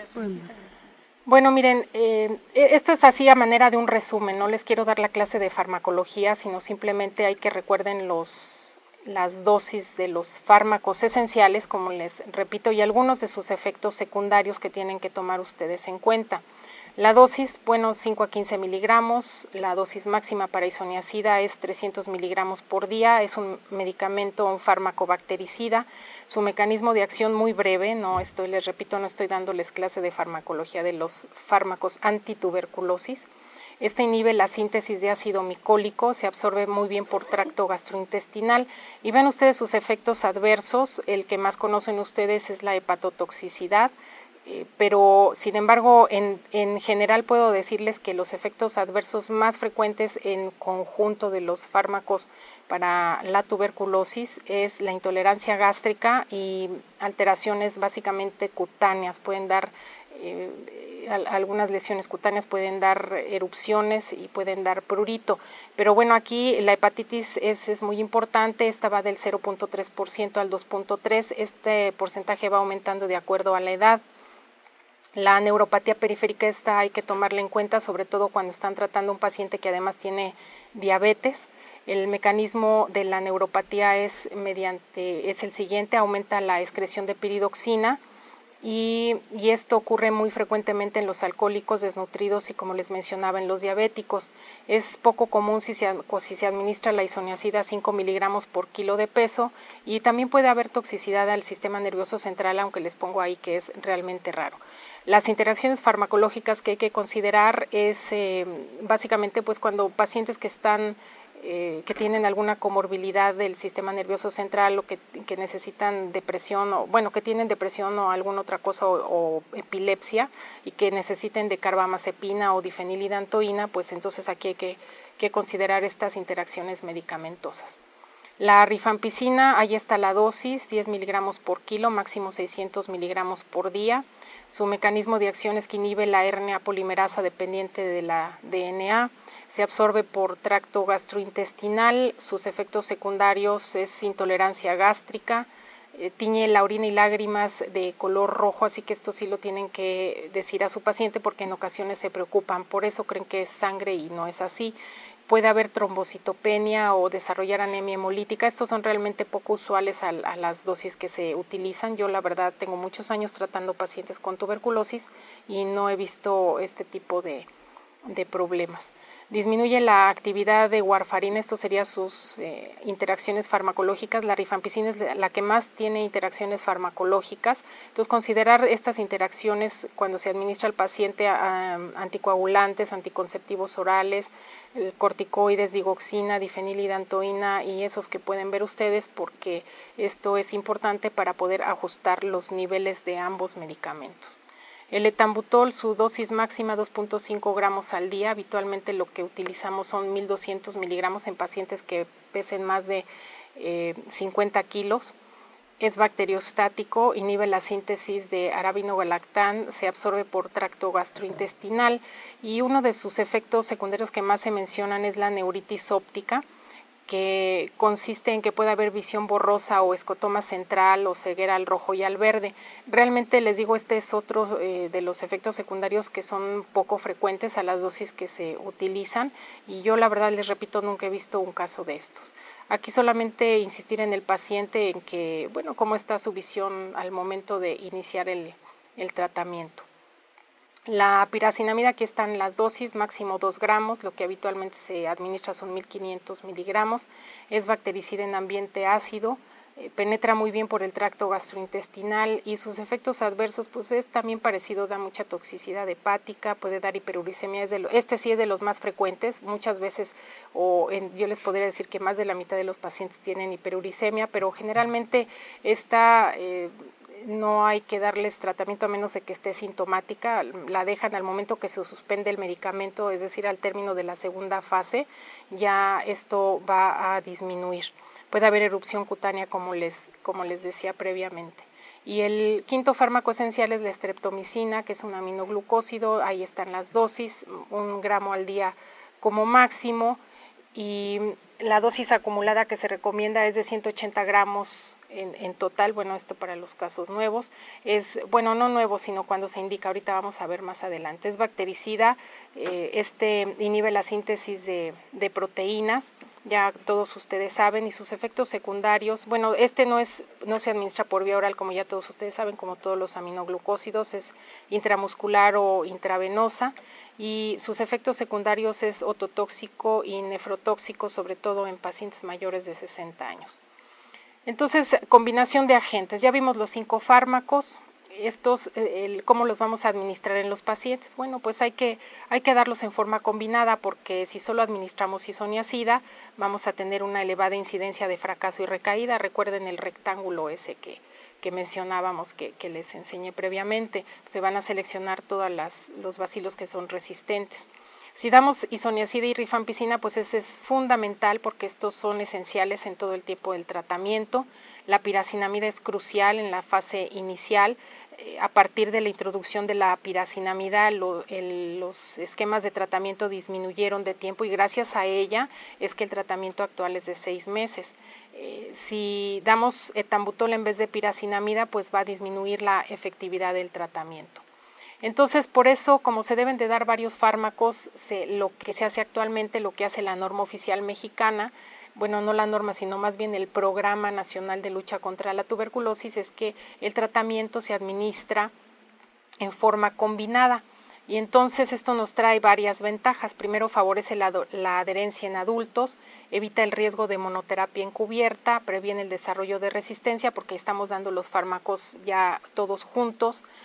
Básicamente son 4, como pueden ver ustedes ahí, la isoniazida, rifampicina, piracinamida y etambutol. Y ellos están precisamente contenidos en el medicamento que todos ustedes ya saben cómo se llama, que es el Dotval. Y no me equivoqué ahí en escribirlo, sino que así es como lo escriben por la TB como mayúscula. Y que, bueno, estos serían el Dotval, el primero, es el que se administra en la fase intensiva durante los primeros 2 meses y ya en forma combinada solamente isoniazida y rifampicina en el tratamiento de sostén, que es el Dot-Valese, y vean ustedes cómo se escribe. Entonces, el esquema de tratamiento que se sugiere para un caso nuevo, tenemos aquí, sería un paciente que nunca ha tomado tratamiento antituberculosis. Esta es una prioridad máxima y básicamente para los casos de TB pulmonar que tienen baciloscopía positiva.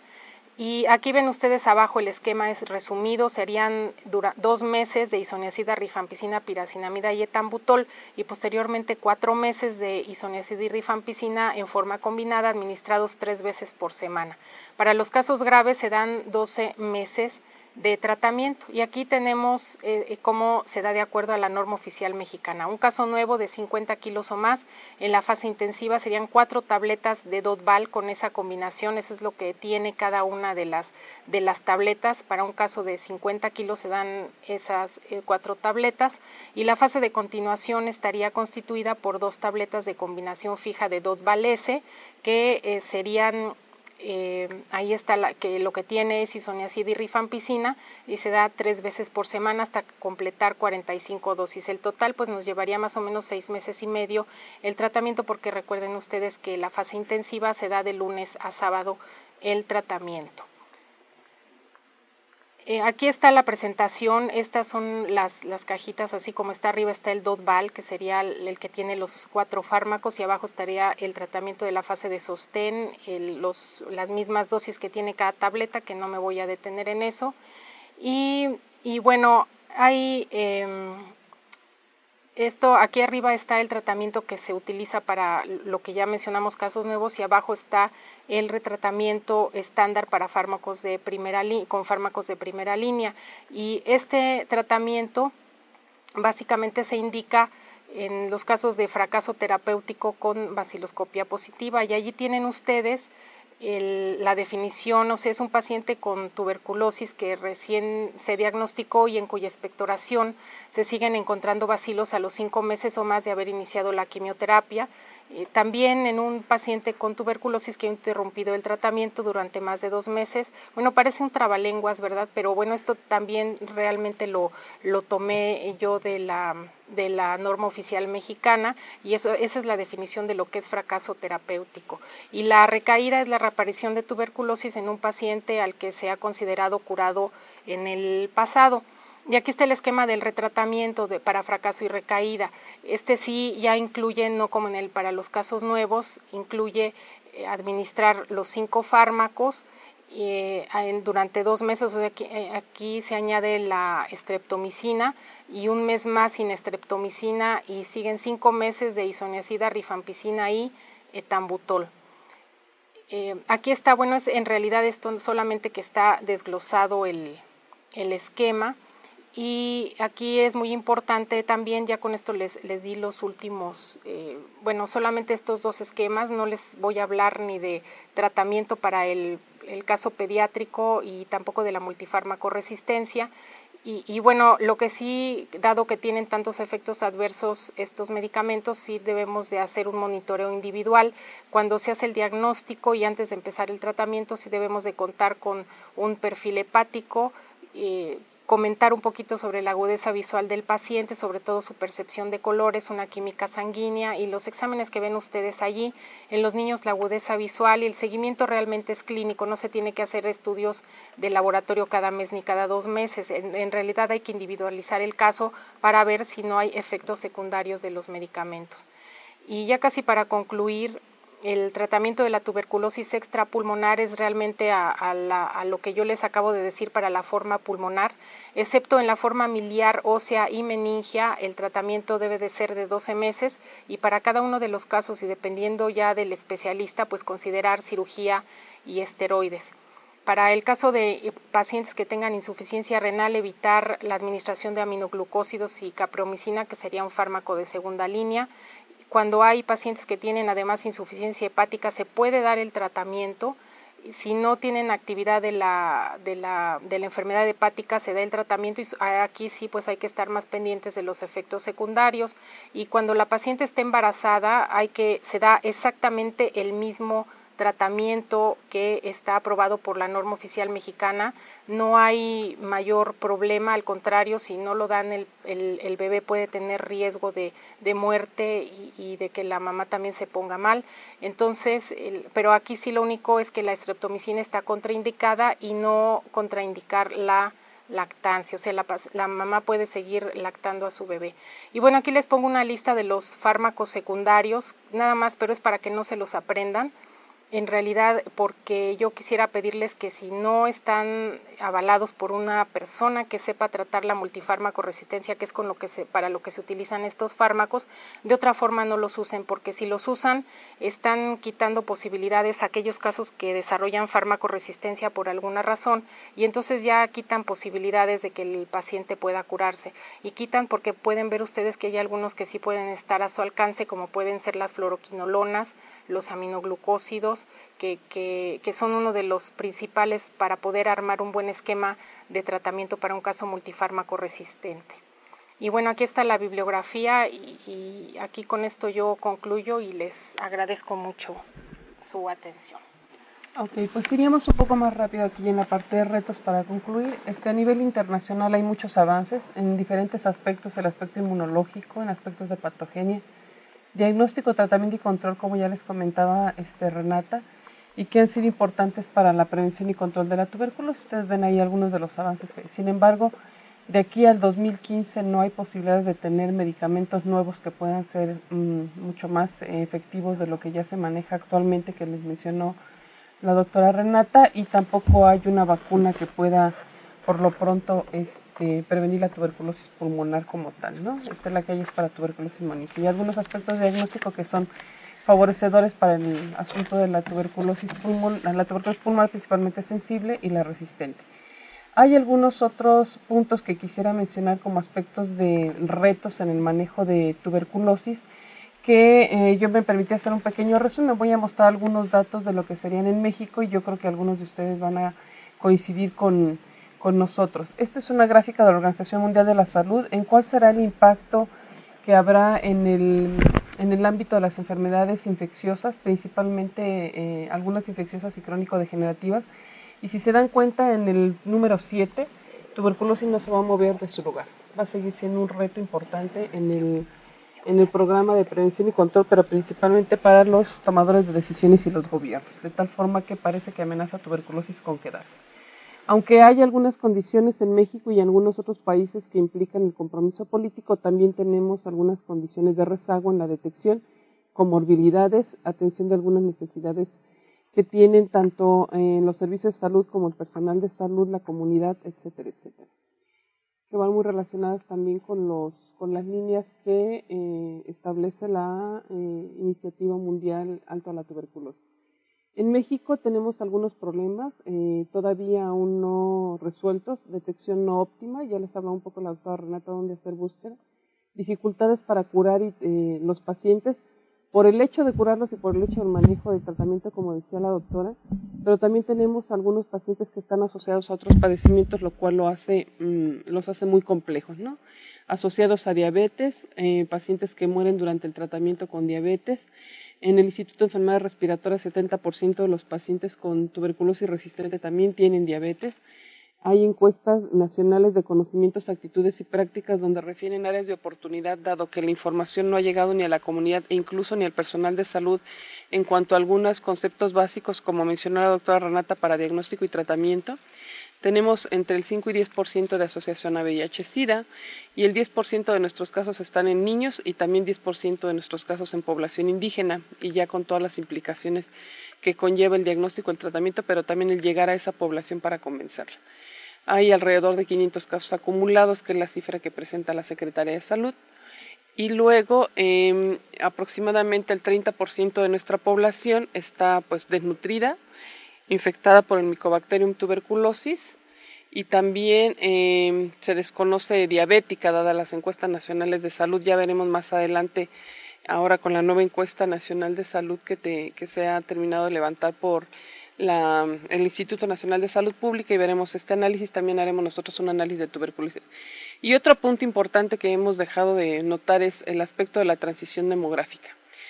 Cada vez seremos una población que envejece más y la población que tendremos arriba de los 35-40 años, como ustedes ven ahí en la pirámide poblacional, seremos más, y de tal forma que muchos de nosotros seremos adultos mayores propensos a enfermedades crónico-degenerativas, pero también primo infectados con tuberculosis y también con compromiso inmunológico. La Organización Mundial de la Salud ahora ya maneja estos componentes para el cumplimiento de la estrategia alto a la tuberculosis, y se dan cuenta, pues incluye los aspectos de tipo social, político, de programación, pero incluye un punto muy importante que es el que está hacia abajo, que es el aspecto de comunicación, abogacía, movilización social. Yo le sumaría el aspecto de los recursos humanos, de tal forma que en estas 3 láminas yo traté de resumir un poco lo que serían los retos para el éxito en la prevención y control de la tuberculosis. Garantizar la cobertura y liderazgo sostenible en los servicios de salud, cosa que no es nada fácil, hay que trabajar en equipo. Fortalecer los recursos humanos con un programa de entrenamiento continuo desde el punto de vista presencial y virtual. Yo creo que esta parte de lo virtual llena muchos huecos que tenemos para poder llegar a alguna gente que tiene un poco más de conocimiento médico, clínico, de atención, o incluso algunos tipo de talleres para motivar al trabajo en equipo y al liderazgo de la gente a nivel en el primer nivel de atención, y eso puede ser también a nivel virtual. Aquí en el instituto se tienen muchos cursos de ese tipo, los invito a que consulten el portal, y también un programa sostenible de estímulos y reconocimientos o de incentivos al personal de salud. Debe de haber vinculación con aliados, tanto públicos y privados, desde el punto de vista salud, alimentación, educación, con la sociedad civil, trabajo intercultural, migración, grupos vulnerables, etcétera, etcétera. Todo lo que les ocurra depende del diagnóstico que hagan ustedes ahí en su área de trabajo. Atender las diferentes percepciones entre los pacientes, sus familiares y el personal de salud. A veces resulta que el mensaje no llega porque no lo estamos dando de manera adecuada, y eso es importante. Necesidades de comunicación, empatía en el aspecto de los derechos humanos que impacten en la calidad de atención, tanto al paciente como a la familia como a la comunidad. Desde el punto de vista gubernamental, pues hay que fortalecer la estrategia TAES con todo ese bagaje de información que tienen ahí. Entonces, se dan cuenta, no es solamente conocer el diagnóstico y el tratamiento, sino tener algunos otros elementos y algunas otras consideraciones a tomar en cuenta para poder tener un impacto en el manejo a nivel comunitario, ¿no? El acceso a fármacos, vigilancia y atención efectiva de los efectos adversos, ya lo mencionaba la doctora, y difícilmente yo creo que hay un sistema de monitoreo de los eventos adversos o el seguimiento de los pacientes, y eso a veces hace el abandono de tratamiento. Proveer dirección, apoyo y control a las organizaciones de la sociedad civil para mejorar la calidad de atención a los pacientes. Garantizar estrategias integrales entre diferentes servicios en los propios servicios de salud para los pacientes que tienen comorbilidades, ¿no? Tuberculosis y VIH, tuberculosis y diabetes, tuberculosis y adultos mayores, tuberculosis y niños, ¿no? Hay que hablar del diagnóstico en niños. Mantener altos niveles de capacitación y supervisión. Y desde el punto de vista no gubernamental, que yo creo que es una de las vinculaciones que tendremos que estar haciendo de ya, porque es donde podemos tener aliados que nos ayuden a sensibilizar a la comunidad, ¿no? A nivel de la comunidad hay que trabajar con ellos para corresponsabilizarse, trabajar con ONGs, involucrar asociaciones médicas, y un punto muy importante es promover el trabajo y planes docentes con universidades, escuelas y facultades. La Escuela Nacional de Enfermería está sacando actualmente un curso taller donde es verdaderamente impactante cómo los alumnos han desarrollado manuales para capacitación justamente a alumnos de medicina y enfermería, trabajo social y todo lo relacionado con la parte de atención de los pacientes con tuberculosis, y yo creo que también de otros pacientes. Y en el sector privado, el apoyo de redes. Este es un trabajo que se hizo mucho en Chiapas, el apoyo de las redes sociales para apoyar a los pacientes tanto en la parte de tratamiento como en la parte de acompañamiento familiar. A veces el paciente tiene que ir a consulta y deja a sus hijos, y es una crisis el ir a consulta o dejar a los hijos y no tener con quién encargarlo. Acompañamiento y entrenamiento. Y el reto actual para el médico creo yo que es primero saber que todavía existe la tuberculosis, pensar en el diagnóstico como se los dijo la doctora Renata, una tos con flemas de más de 15 días no explicable, hay que tomar unos estudios para tuberculosis, intensificar la detección oportuna, asegurar el compromiso de dar un tratamiento adecuado, lo que incluye el medicamento adecuado con la supervisión, evaluar los efectos adversos para evitar la farmacoresistencia, involucrar a toda la parte pública y privada desde el punto de vista médico, coordinarse entre las distintas áreas y niveles en los servicios de salud y también externos, y creo que esta parte de corresponsabilidad de la comunidad es un punto básico que tenemos que trabajar de manera muy intensiva. Y la última parte que creo yo que es la más importante, ¿no? La pasión y el espíritu del compromiso del personal de salud para garantizar el éxito del tratamiento de los pacientes y de la propia comunidad. También habrá una bibliografía abreviada y Berta les va a decir que la información que estamos dando ahorita la tienen disponible en